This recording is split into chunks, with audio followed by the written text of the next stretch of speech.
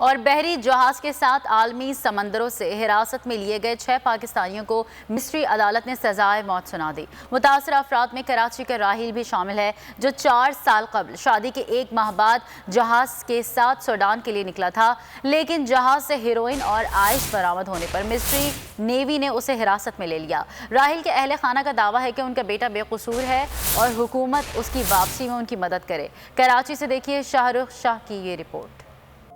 माँ के आंसू, बाप की इल्तिजा और बेगम की सिसकियां सब एक ही बात की गवाही दे रहे हैं, राहील बेगुनाह है। कराची का राहील बहरी जहाज के साथ शादी के 1 माह बाद बंदर अब्बास से पोर्ट ऑफ सूडान के लिए रवाना हुआ तो गल्फ ऑफ ओमान से गुजरते हुए स्मगलर्स ने मुबैना तौर पर जहाज और अमले को यरगमाल बनाकर हेरोइन और आइस जहाज में छुपा दी, जिसे बाद में आलमी समंदरों से मिस्री नेवी ने हिरासत में लिया और मिस्री अदलिया ने 2 टन हेरोइन और 99 किलो आइस केस में राहील समेत 6 पाकिस्तानियों को सजाए मौत सुना दी।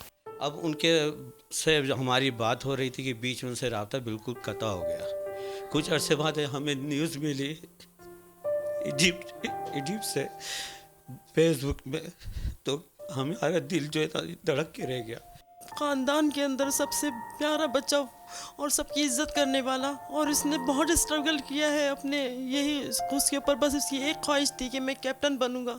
उसने उसके लिए जहाज़ पे मजदूरी के काम जो होते हैं जिसको एबी कहते हैं, वो उसने किया सिर्फ इसलिए कि नहीं, मेहनत मुशक्क़त करके मुझे आगे बढ़ना है। बैनुल-अक़वामी कानून के माहिर निसार मुजाहिद का कहना है कि वजारत दाखिला अगर मिस्री हुकूमत को खत लिखे तो कैदियों का तबादला मुमकिन है। तो 60 डेज के अंदर अंदर अपील फाइल करना ज़रूरी थी, मगर मुझे बहुत सारे शकूक थे कि ये कवानीन की कहीं ना कहीं लकूनास इसमें मौजूद हैं फैसले में। सजाए मौत पाने वाले राहील हनीफ समेत 6 पाकिस्तानी बेगुनाह कैदी हुकूमत की नजरसानी के मुंतजिर हैं। सब्सक्राइब करें और बेल दबाएं ताकि कोई खबर रह न जाए।